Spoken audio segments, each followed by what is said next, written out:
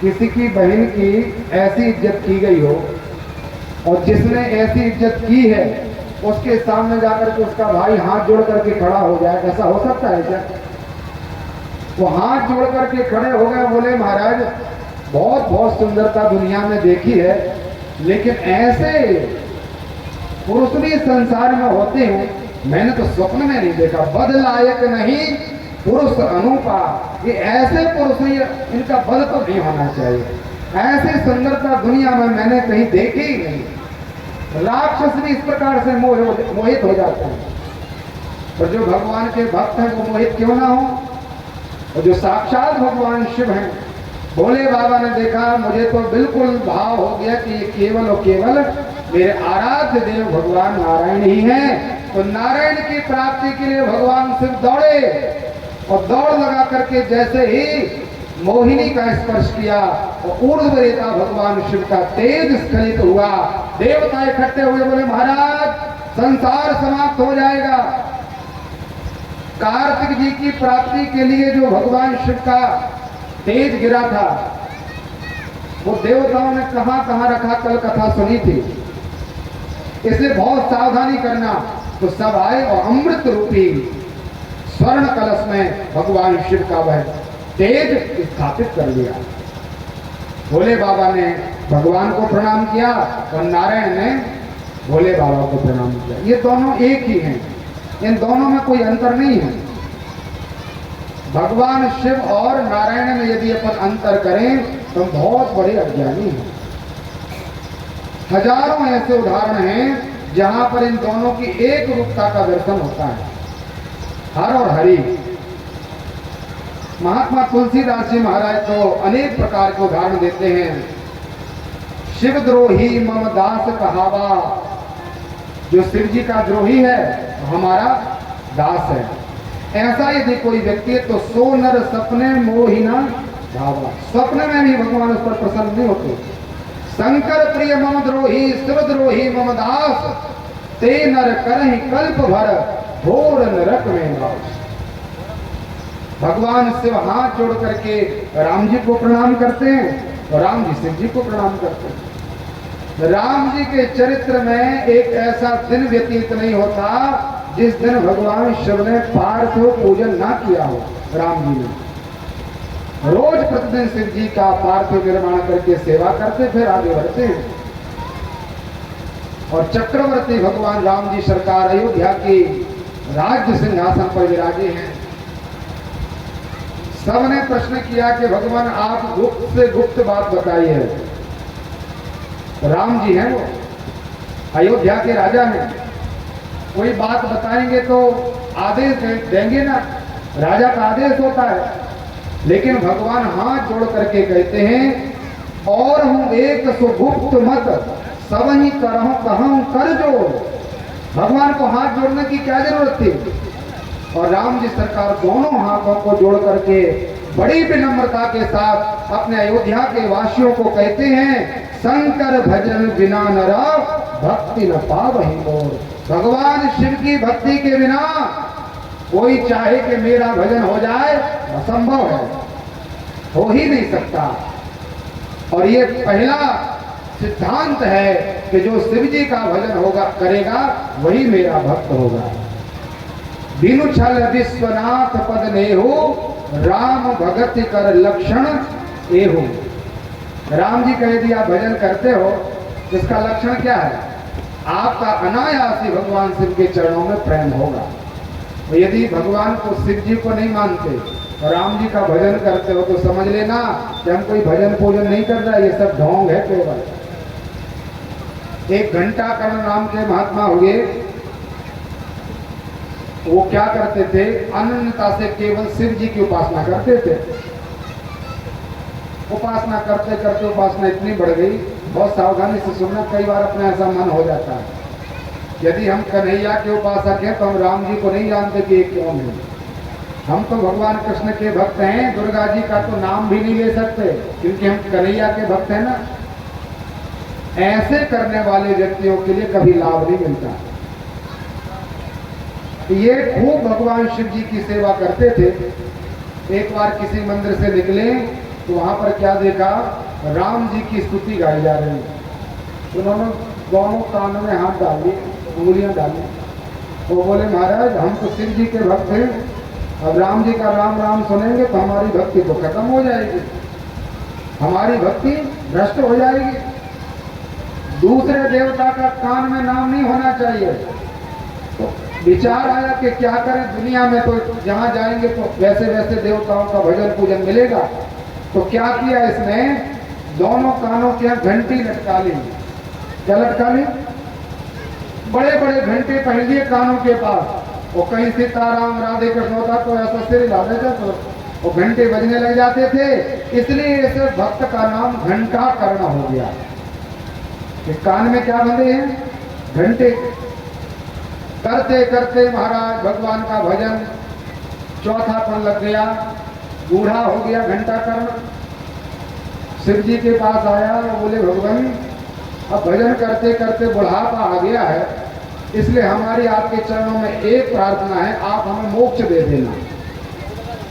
शिव जी ने विचार किया कि इसको मोक्ष कैसे दे सकते हैं, जिसने एक बार भगवान का नाम नहीं सुना, लेने की बात तो दूसरी है, नाम श्रवण करने के लिए ऐसा उपाय किए बैठा है कि घंटे बांधे हुए है, इसको मोक्ष देंगे। तो भगवान ने बहाना बनाया भोले बाबा ने, और बाबा ने कहा देखो बेटा हमारा काम है मारने का, हम केवल मारने पीटने का काम करते हैं, संहार के देवता हैं हम। और यदि आपको मोक्ष चाहिए तो आप ऐसा करो, नारायण के पास जाओ। तो जो सकाम व्यक्ति होते हैं उसकी कामनाएं पूरी ना हो तो जल्दी से नास्तिक हो जाता है वो। घंटा कर्ण ने कहा मैंने इतना समय व्यर्थ भोले बाबा के पास खर्च कर दिया, इतना भजन किया, मिला क्या, कुछ भी नहीं। भोले बाबा आप मोक्ष भी नहीं दे, बोले नहीं दे सकते।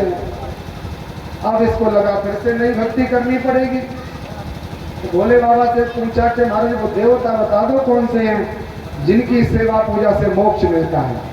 तो भगवान नारायण ने अपने ही आराध्य देव शिव को प्रणाम किया और शिव जी ने भगवान नारायण को प्रणाम किया। दोनों की बातें हुई।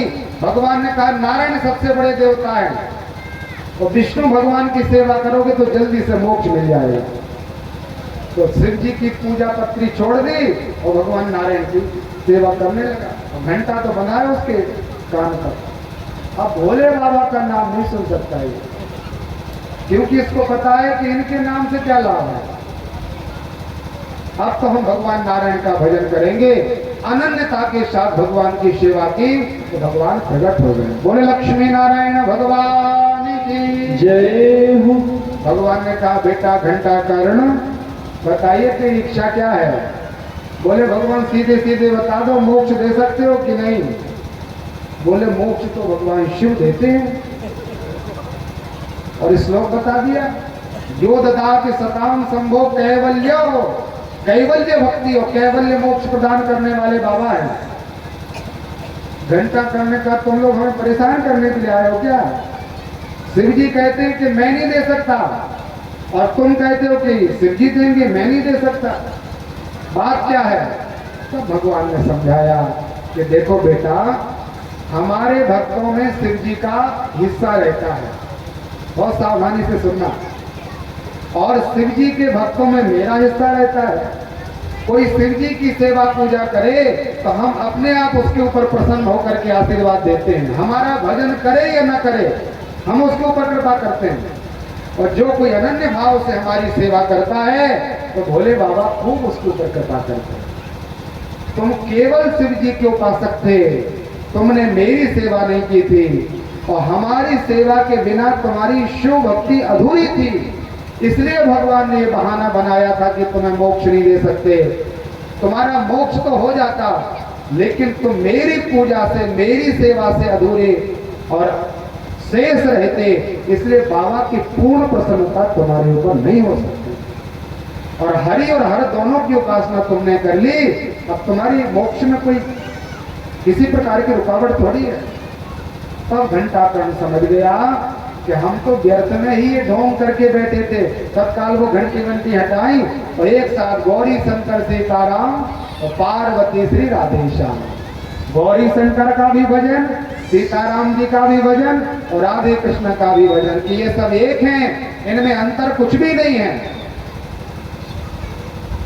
कोई माँ आटा गूंथे और आटा तैयार करके रख ले, बेटा आए बोले मैया पूरी की इच्छा हो रही पाने की, तो मैया क्या करती है, उसी आटे से पूड़ियां निकाल देती है। पतिदेव आते हैं, कहते हैं देवी आज तो पराठे की इच्छा है, तो आटा तो वही है। देवी जी ने अपने पतिदेव को पराठे खवा दिए। ससुर बाबा बोले मेरा पेट सा खराब है, फुल्का फुल्का सा चाहिए, उनको पतली पतली रोटी खिला दो। तो उसी आटे से उस देवी ने रोटियां तैयार कर दी। आटा तो एक ही था, लेकिन नाम रूप भेद हो गए तीनों में, एक पूरी, एक पराठा और एक रोटी। ऐसे ही एक ब्रह्मा और एक शिव और एक नारायण, इनमें कोई भेद नहीं है, ब्रह्म केवल एक है। उस ब्रह्म के भेद केवल नाम रूप लीला से अलग अलग है, इनमें कोई भेद नहीं। दोनों की उपासना अनन्य भाव से करे व्यक्ति, अनन्यता के साथ करे, तो घंटा कर्ण महाराज पवित्र हिमालय की गहन शिखर रोनों पे पहुंचे, और जहां बद्रीनाथ भगवान हैं। आप लोग बद्रीनाथ के दर्शन करने गए हो क्या? जो भी गए होंगे उन लोगों ने बद्रीनाथ जी का दर्शन किया, और बद्रीनाथ जी के जब अपन परिक्रमा लगाएं तो भगवान बद्रीनाथ जी के दाहिने हाथ के तरफ आज भी घंटा कर्ण भगवान की मूर्ति स्थापित है, उसी देवता की। और वो घंटा कर्ण नाम के देवता पूरे उत्तराखंड के देवता बन गए थे, भगवान के भक्त। और जब भगवान बद्रीनाथ जी का अभिषेक किया जाता है तो बद्री विशाल भगवान के अभिषेक का पहला चरणामृत उन्हीं घंटा कर्ण महात्मा को पहले पिलाया जाता है, इसके बाद किसी को चरणामृत दिया जाता है। तो मेरे निवेदन करने का भाव ये है कि आप अनन्यता से जब भगवान शिव की आराधना करोगे तो अपने आप अनायास नारायण की सेवा आपको प्राप्त हो जाएगी। करके देख लो आप। और भगवान नारायण की सेवा पूजा का फल है कि आपको भगवान शिव के चरणों में अनन्य अनुराग प्रकट हो जाएगा। निरंतर भाव से ये लोग भजन करते थे। महात्मा नारद जी ब्रह्मा जी से कथा श्रवण कर रहे हैं। ब्रह्मा जी ने कहा बेटा, इसलिए भेद नहीं करना चाहिए कि भगवान नारायण कुछ अलग हैं और भगवान शिव अलग हैं, ये दोनों एक रूप हैं, लीला के लिए रूप धारण करते हैं। तो ब्रह्मा जी ने कहा बेटा, मैं आपको निवेदन कर रहा था, भगवान शिव के 100 अवतार मोहिनी का स्वरूप स्पर्श किया और उसी स्पर्श मात्र से भगवान शिव का वह तेज प्रकट हुआ, एक स्वर्ण पात्र में स्थापित किया गया, देवताओं ने उसको रख लिया। कालांतर हुआ लंबा सा समय, ब्रह्मा जी ने एक बेटी का जन्म किया जिसका नाम रखा अहिल्या। बहुत सावधानी से सुनना, ये अहिल्या जो है किसी की बेटी नहीं है, ब्रह्मा जी ने अपने मन से इसका निर्माण किया है। अहिल्या का अर्थ होता है कि इसके समान दूसरी कोई भी ना हो, केवल ब्रह्मा जी की सृष्टि में इकलौती ऐसी कन्या। सभी देवता महात्माओं को बुलाया, उनकी परीक्षा ली कि तुम लोग इसके साथ विवाह करने की योग्यता स्थापित करो, तपस्या करिए। सब लोगों ने तप किया, लेकिन तपस्या की जैसी योग्यता होनी चाहिए वैसे केवल महात्मा गौतम की थी। इसलिए गौतम ऋषि के साथ अहिल्या का पाणी ग्रहण संस्कार हो गया, विवाह कर दिया। विवाह के बाद गौतम जी महाराज अपने गृहस्थ जीवन में प्रवेश हुए। बहुत लंबा सा समय हुआ। इंद्र के मन में भाव आया कि तपस्या करने के लिए मैं भी गया था, लेकिन उस तपस्या की न्यूनता के कारण ये स्त्री हमें प्राप्त नहीं होता है। तो महात्मा इंद्र विचार करते हैं ऐसी कोई कारण सिद्धि हो जाए जिससे ये स्त्री हमें प्राप्त हो जाए। अर्धरात्रि के समय इंद्र और अग्निदेव, अग्नि को मुर्गा बनाया। वो बोलता है ना प्रातः काल 4 बजे बोल जाता तो पता चलता है कि ब्रह्म बेला प्रारंभ हो गई। प्रतिदिन महात्मा गौतम ऋषि ब्रह्म बेला में उठ करके स्नान करने जाते थे। अब आज बनावटी कबूतर वो मुर्गा बोल गया कितने बजे? अर्धरात्रि 12-1 बजे के बीच में। गौतम महात्मा ने विचार किया कि अभी ऐसा कोई समय तो नहीं है। अभी जो हमारी स्थिति है वो ऐसी लग रही है जैसे अर्धरात्रि की बेला हो, लेकिन इस पक्षी ने इसने इस प्रकार का स्वर किया है तो जाना तो चाहिए। बिना मन के ही सही गौतम जी अपने वस्त्र आदि लेकर के, कमंडल लेकर के आश्रम से निकल पड़े। और अवसर पाया इंद्र ने क्या किया, गौतम ऋषि का स्वरूप धारण किया और महात्मा गौतम के रूप में उस अहिल्या के कक्ष में प्रवेश किया। अहिल्या पहचान गई थी कि ये हमारे महात्मा गौतम जी नहीं है, फिर भी इन्होंने इंद्र के साथ संग किया। तो ये चर्चा महात्मा गौतम और अहिल्या की बेटी अंजनी मैया श्रवण कर रही थी, तो उन्होंने प्रतिकार किया। मैया मानी नहीं। इसी बीच महात्मा गौतम जी ने प्रवेश किया। पता चला इंद्र को कि गौतम जी आ रहे हैं, तो ये जल्दी से निकला, वो भागने लग गया। महात्मा गौतम ने कहा, अरे दुष्ट दुराचारी, ऊंच निवास नीच कर तू थी, नाम तो तेरा देवराज इंद्र है और तुम कायरों की तरह, लोलुप कामियों की तरह, पशुओं की तरह व्यवहार करते हो।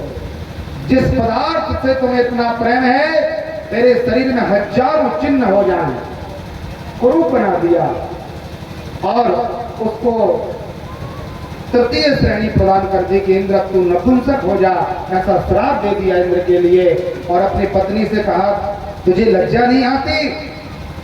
एक परम भक्त शिरोमणि गौतम की पत्नी होकर के और पर पुरुष के साथ संग करने का इच्छा और मन प्रकट किया तूने, मैं श्राप देता हूं। तो उन्होंने अपनी सफाई दी अहिल्या जी ने। बोले, महाराज हमें नहीं पता चला, मुझे तो यही लग रहा था कि आप ही हो, आपके स्वरूप में वो आई थे आदि आदि। तो अंजनी जी ने कह दिया, पिताजी माँ को पता था, माँ ने वार्तालाप भी की, इतना कह दिया। तो गौतम ऋषि ने अपनी पत्नी को श्राप दे दिया कि तूने जड़वत व्यवहार किया है, जा तू पत्थर हो जा। तो अंजना की तरफ देख करके मैया अहिल्या ने कहा, अरे देवी, तूने अपनी माँ का पक्ष तो लिया नहीं और माँ के लिए श्राप देने के लिए पिता को उद्धित कर दिया, इसलिए मैं तुझे भी श्राप देती हूँ, तू बिना विवाह के गर्भवती हो जाएगी। और एक दूसरों को श्राप दे दिया। ये तो पत्थर बन गई, राम जी की कृपा से उनका उद्धार हुआ।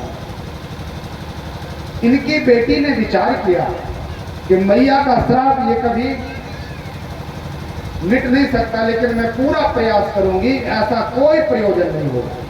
और नितांत एकांत पक्ष में जहां वायु भी प्रवेश नहीं कर सकती, बहुत सावधानी से सुनना, ऐसे स्थान पर मैया अंजना भगवान का भजन करने लगी।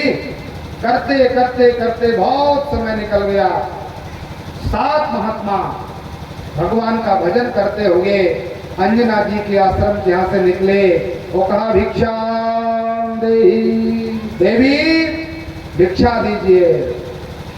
तो मैया ने विचार किया, अतिथि हमारे आश्रम में आए हैं, यदि ये बिना कुछ लिए चले जाएंगे तो निश्चित रूप से हमारा पुण्य समाप्त हो जाएगा। अतिथि की सेवा यदि छूट जाए तो हमारे पुण्य समाप्त हो जाए। तो मैया ने कहा, महात्माओं, हमारा एक संकल्प है कि हम कहीं बाहर नहीं आ सकते और हम किसी पुरुष का, तो दूसरी बात है किसी जीव जाति का हम दर्शन करते ही नहीं है।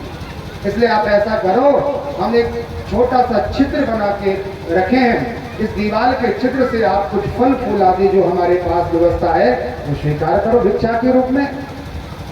तो महात्माओं ने कहा, क्यों, दीक्षा लेनी की नहीं ली?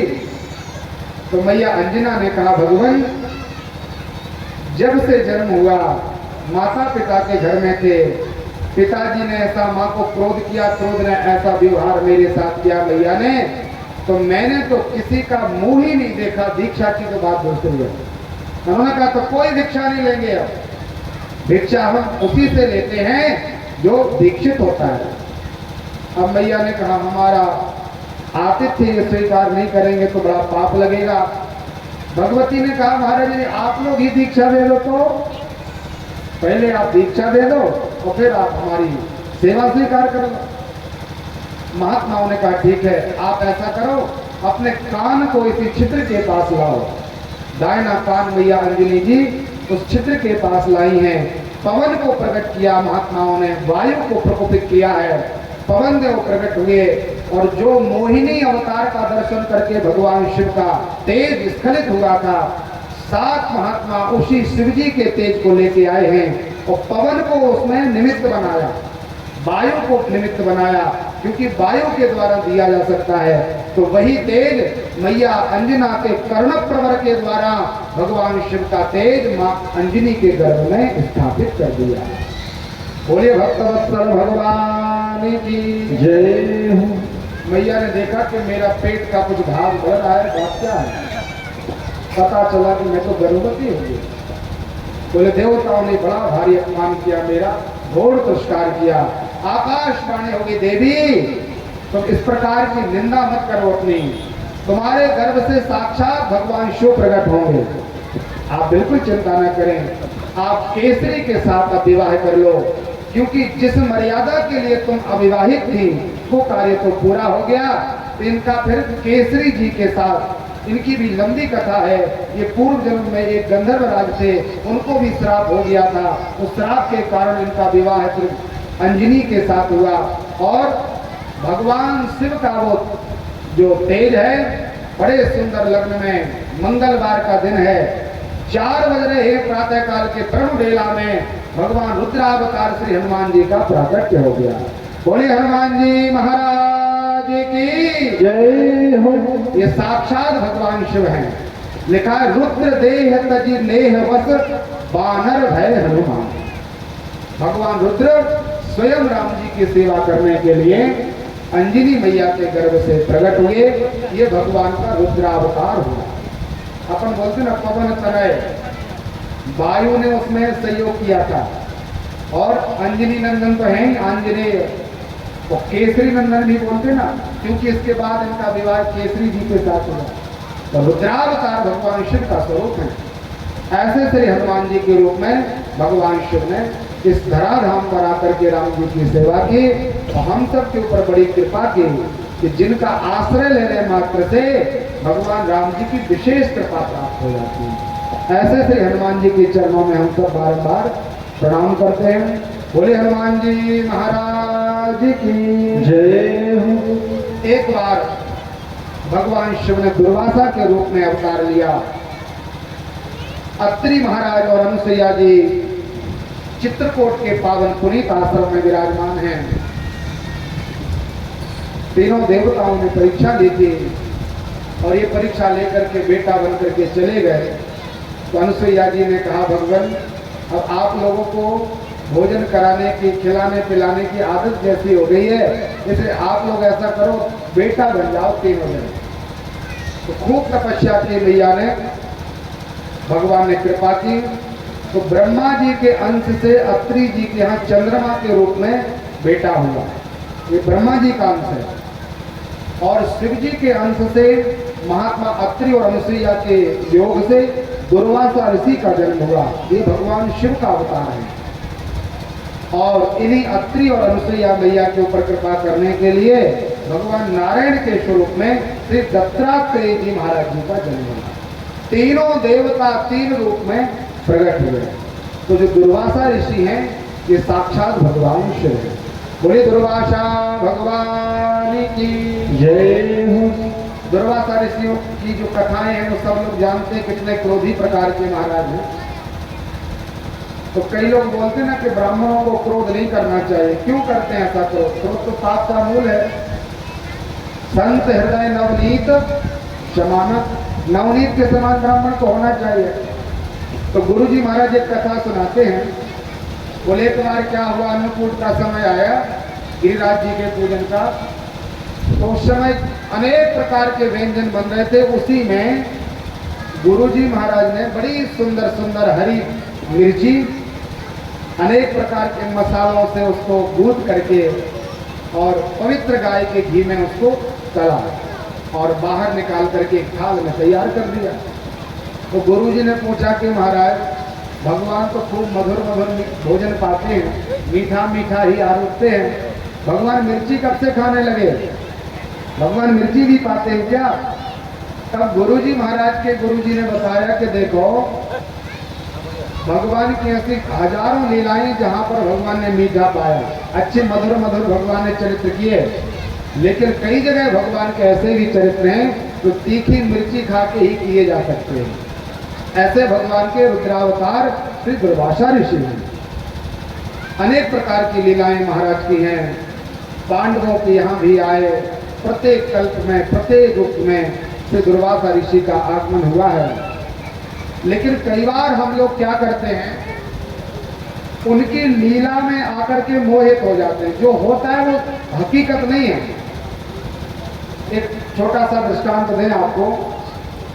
एक बार भगवान की गोपांगनाएं बालकृष्ण भगवान से कहने लगी, महाराज आप इतना रास वास करते हो और हम लोगों के साथ खेलते कूदते हो, खूब मर्यादाओं का त्याग करते हो, और ये सब करते करते जितने भी देवता आते वो सब आपको योगीश्वर कहते हैं। तो सबसे बड़े यदि कोई योगी हैं तो भगवान नारायण है। योग योगेश्वरेश्वर। तो महाराज ये बात हमें कुछ समझ में नहीं आती। भगवान ने कहा ऐसा करो, हमारे गुरुजी यमुना जी के उस किनारे पर बैठे हैं, दुर्वासा ऋषि 3 दिन के भूखे हैं।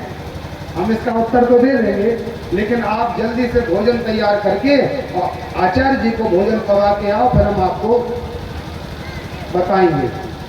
तब महात्मा दुर्वासा ऋषि की सेवा करने के लिए वो गोपांगनाएं भगवान कृष्ण का आदेश लेकर के 4 प्रकार के व्यंजन तैयार करके थाल में ढक करके गई, तो देखा यमुना जी खूब प्रवाह से बढ़ रही है। बड़ा वेग है महात्मा दुर्वासा ऋषि के सामने। ये गोपियां कहने लगी, महाराज कैसे पार करें हम, इतनी बड़ी यमुना जी और महात्मा उस पार बैठे हैं, हम इनके पास कैसे जाएं, नाव वाव तो कोई साधन है नहीं। तो लौट करके भगवान के पास आए। भगवान ने कहा क्यों लौट के चले आए? बोले महाराज ऐसी बाधा होगी, यमुना जी को पार करने की सामर्थ्यता हमारे अंदर नहीं है। तो भगवान ने कहा ऐसा करो, तुम यमुना जी के तट पर जाकर के कहना, हे यमुने, यदि हमारे प्राण वल्लभ भगवान श्री कृष्ण परम योगी हो, उन्होंने किसी स्त्री का काम भाव से स्पर्श भी ना किया हो, तो आप मेरे लिए जाने के लिए रास्ता दीजिए।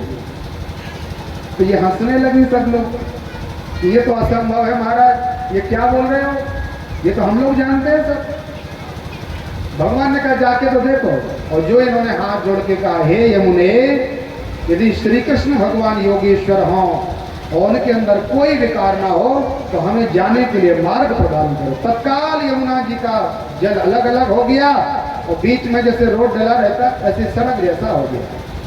बड़ा आश्चर्य हुआ इन लोगों को कि देखो ये तो विपरीत स्थिति है ना। ठीक है, भगवान से बाद में मिलेंगे, पहले पंडित जी को भोजन करा दें। तो दुर्वासा ऋषि के पास आई और महात्मा ने कहा जल्दी लाओ जल्दी लाओ, 3 दिन से भूखे हैं, कुछ भी नहीं पाया।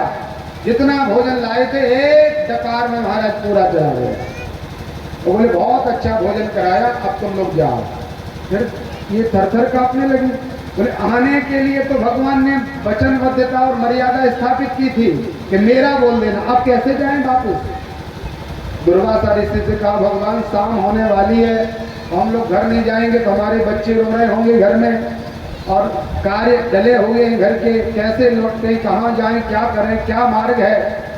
तो दुर्वासा ऋषि ने कहा देवियों, तुम यमुना जी से कह दो यदि दुर्वासा ने केवल दूबा का रस ही पिया हो और दूसरी कोई वस्तु जीवन में खाई ही ना हो, तो यमुना जी हमें मार्ग दे दे। ये फिर हंसने लगी। अभी अभी खीर मार्ग हुआ और अनेक प्रकार के व्यंजन हमने महात्मा को परोसे, उन्होंने खूब आनंद से पाए, अभी अभी भोजन पवाया। और दुर्वासा ऋषि बोल रहा कि जीवन में दूर्वा के रस के अतिरिक्त कुछ भी ना पाया हो, तो यमुना जी हमें स्थान दें। इनको लगा देख एक बार बोल के तो देखना चाहिए। और जैसे ही गोपांगनाएं भगवती यमुना जी के पास आई, प्रणाम किया, कहा माँ यदि दुर्वासा महात्मा केवल दूर्वा का रस पाते हों तो हमें आप जाने के लिए मार्ग प्रदान करो। तत्काल यमुना जी का जल बट गया, स्थान मिल गया। लौट करके वो गोपांगनाएं भगवान के पास आई और कहा भगवान अब हम समझ गए, अब बताने की आवश्यकता नहीं है। चिदानंद समदेह तुम्हारी, आपका जो ये शरीर है ये सच्चित आनंद स्वरूप है। हम लोगों को चर्म चक्षुओं से देखने में तो लगता है कि भगवान भोजन पा रहे हैं, भगवान युद्ध कर रहे हैं, भगवान गाय चरा रहे हैं, भगवान कंस को मार रहे हैं, भगवान रावण को मार रहे हैं, लेकिन भगवान करने कराने वाले कुछ नहीं, वो अकल कोटि ब्रह्मांड आदि नायक लीला से सारी चीजें होती है। तब इनको भरोसा हो गया कि भगवान योगेश्वर है। अनंत लीलाएं श्री दुर्वासा ऋषि की हैं। उनके चरणों में श्री ब्रह्मा जी ने प्रणाम किया। एक बार भगवान ब्रह्मा जी कहते हैं, बेटा रघुकुल में महात्मा नभग हुए और नभग के बेटे हुए नाभाग आदि। नभग के 4 बेटे थे, सबसे छोटे बेटे का नाम नाभाग हुआ। पुराणों में ऐसे कई नाम हैं जो पिताजी के नाम से आए, जैसे नग्नजित, तो इनकी बेटी का नाम नग्नजिती, रेवत, रेवती, नभग, नाभाग, अपने पिताजी के नाम से। तो छोटे बेटे को पढ़ाई लिखाई के लिए भेज दिया कि जाओ तुम खूब पढ़ाई लिखाई करो। नाभाग जी तो पढ़ने लिखने के लिए चले गए, और जो 3 भैया थे इनके, इन लोगों ने अपने पिताजी के हिस्सा का बंटवारा कर दिया। जो संपत्ति थी महात्मा नभग की, वो 3 भागों में बांट लिया। ऐसे भी भैया लोग रहते कई बार, अपने गांव में भी मिल जाएंगे, हमें ज्यादा मिल जाए, भैया को कम मिले, तब बहुत अच्छा है। और दुनिया में चोरी वोरी कर लेना, करना तो नहीं चाहिए, पैसा कम मिले रहे आपके पास तो सब कुछ कर लेना, लेकिन भाई का एक दिन का भी आप अपने पास मत रखना कभी। प्रत्येक कार्य का निदान है, प्रत्येक का प्रायश्चित है, लेकिन भाई बहन का लिया गया हिस्सा आपको कभी सुखी नहीं रख सकता, ये पक्की बात है। भाई भाई में कैसा प्रेम होना चाहिए, लेकिन आजकल भाई भाई सबसे बड़े शत्रु है। सबसे खूब मीठी बातों में बोलेंगे, मित्रता करेंगे, खिलाएंगे पिलाएंगे, लेकिन अपने भैया से नहीं बोल सकते हैं। एक जगह लिखा था कि पता तो सबका एक है, लेकिन उनको ये पता नहीं कि कहाँ है। रहते तो एक ही घर में है, लेकिन उनको ये नहीं कि हमारा भैया कहाँ है, उसने खाया कि नहीं खाया, उसके पास कोई व्यवस्था है कि नहीं। कई बार ऐसा हो जाता है। 4 भाई, 3 भाइयों ने पूरी संपत्ति बांट ली अपने हिसाब से, और छोटा भैया पढ़ने के लिए गया नाभाग। जब वो पढ़ लिख करके आया तो देखा पिताजी एक नीम के वृक्ष के नीचे बैठे हैं। तो उस बेटे ने कहा, पिताजी क्या हो गया? आप तो राजगद्दी पर बैठने वाले थे, सुखों में रहते थे, दुनिया का सुख आपके पास था, तो आप यहाँ बैठे अकेले। तो उन्होंने बता दिया कि देखो जो संपत्ति थी वो आपके बड़े भैया लोगों ने अपने अपने हाथ में ले ली, तीनों ने, और कहा है कि छोटे भाई को भी कुछ मिलना चाहिए, इसलिए माता पिता तेरे हक में आए हैं, तुझे माता पिता ही संपत्ति के रूप में मिले हैं। उन्होंने संपत्ति ले ली, और बंटवारे में जब कुछ तुझे मिलने का अवसर आया तो हम बूढ़े माता पिता तेरे लिए छोड़ दिए कि तुम अपने छोटे बेटे के यहाँ साथ रहना। तो महात्मा नाभाग ऋषि ने, हैं तो ये क्षत्रिय, लेकिन ब्राह्मणों जैसी इनकी चर्या है, बड़े पढ़े लिखे हैं। इन्होंने आत्मनिवेदन अपने पिताजी के चरणों में किया। वो कहा, भगवान हमारे भाई लोगों ने जो बंटवारा किया है, ऐसा बंटवारा दुनिया में कोई नहीं कर सकता। अरे रुपया कौड़ी, पैसा, धन, जायदाद, संपत्ति, खेती बाड़ी, दुकान, प्लाट, ये सब तो महाराज यहीं के यहीं रह जाएंगे, लेकिन जो धर्म हमें प्रदान किया हमारे भाइयों ने, हम उनके लिए 10 बार प्रणाम करते हैं। हाँ देख लो, उन्होंने क्या किया, हमें उसका कोई प्रयोजन नहीं। हमें क्या करना चाहिए, ये हमारा कर्तव्य है। और माता पिता जैसी संपत्ति हमें प्राप्त हो गई, अब हम आपकी 8वां याम सेवा करेंगे। पिताजी हमारा जो सामर्थ्य है उसके अनुसार हम आपकी पूरी सेवा करेंगे, आप कृपा करके मेरे पास ही रहना। ये भी चाहते कि चलो हम लड़ाई करें, युद्ध करें, कोर्ट कचहरी करें, हो सकता था ना। ये 4-5 वर्ष पुरानी एक घटना है, नोएडा की, पेपर में आया था, आप लोगों ने भी शायद पढ़ा होगा। 2 भाई थे, बहुत बड़े वैश्य परिवार के व्यापारी थे, लाखों करोड़ रुपए का उसके पास पैसा था। एक बार उन्होंने एनसीआर में एक 2 करोड़ का एक छोटा सा बंगला बनाया। तो पूरी संपत्ति तो बढ़ गई। एक समय ऐसा आता है कि भाइयों का बंटवारा हो जाता है, स्वाभाविक होता है। और बंगला जो था छोटा सा, जिनके पास अरबों रुपए है, तो केवल 2 करोड़ का बंगला है छोटा सा। छोटा भाई कहता है बड़े भाई से, भैया देखो हम छोटे थे और हर बार तुम हमें आदेश करते थे ऐसा करो ऐसा कर लो। बड़े लोग बैठे रहते हैं, छोटे को ज्यादा अनुशासन करते। तो काम ज्यादा मैंने किया है, इसलिए पूरी संपत्ति तो बढ़ गई, आप ऐसा करो ये संपत्ति रूपी जो बंगला है थोड़ा सा है 2 करोड़ का, ये मुझे दे। तो बड़े ने कहा ऐसा नहीं होगा, तुम 10 साल छोटे हो हमसे और 10 साल में कुछ तो हमने किया होगा, हमने तुमसे ज्यादा मेहनत की है, इसलिए ये बंगला मेरे पास रहेगा। छोटे भैया ने कहा ऐसा ये देंगे नहीं। तो तत्काल रिवॉल्वर रखी थी उनके पास और निशाना लगाया, बड़े भैया को पीड़ा कर दिया। सामने डले बड़े भैया और पीछे से बड़े भैया के गार्डों ने विचार किया इसने तो मेरे मालिक को मार दिया, बंदूक लगाई और छोटे को भी ढेर कर दिया। तो दोनों भैया वहीं डले रहे, बंगला वहीं रखा रहा, अनेक प्रकार की संपत्ति वहीं डली रही। लेकिन मिला क्या इनको, थोड़ा सा भी समझौता कर लेते कितना सुख मिलता, अपना बड़ापन दिखा देते। छोटा बोलता भैया तुम रख लो, और एक बार बोल देता तो बड़े का साहस नहीं था कि वो रख लेता। वो कहता कि जब छोटा बोल रहा है तब तुम रख लो भैया। प्रेम ऐसा होता है। यहां पर इन्होंने कोई प्रतिकार नहीं किया।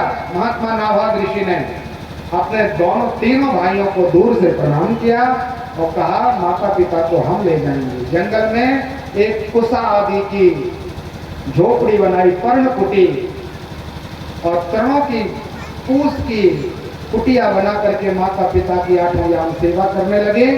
चक्रवर्ती का बेटा है नाभाग, और जंगल से लकड़ियां बीनता है, लकड़ियों को शहर गांव में बेचता है, उससे जो पैसा मिलता है अपनी माता पिता की सेवा करता है। सोच लो धर्म। एक बार इनके जंगल के ही पास अंगिरारस गोत्रीय ब्राह्मण, पढ़े लिखे ब्राह्मण 7 महाराज सुंदर यज्ञ कर रहे थे, और विश्वेदेव भगवान का यज्ञ था। 7 दिन में वही यज्ञ का परिणाम यह होता है कि जो विधिवत उस यज्ञ को कर ले तो सशरीर स्वर्ग चला जाता है।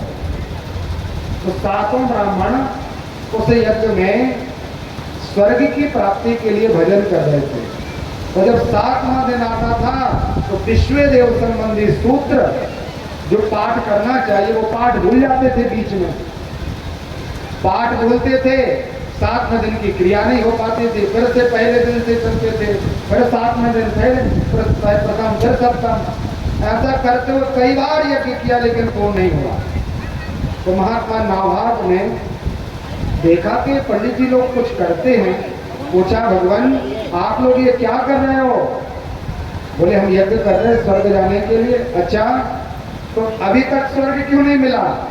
तो बताया महाराज क्या बताएं, विश्वेदेव भगवान का जो सूत्र आता है 7वें दिन का, वो हम बार बार भूल जाते हैं, उस भूल के कारण यज्ञ पूरा नहीं होता। तो महात्मा नाभाग ने कहा कि वो सूत्र मुझे याद है, वो पाठ हमें याद है, तुम लोग ऐसा करो 6 दिन तक अपने हिसाब से भजन करो, 7वें दिन का वो जो कार्य है वो हम संपादन करा देंगे। तो 7वें दिन का विश्वेश सूत्र संबंध पूजन यजन महात्मा नाभाग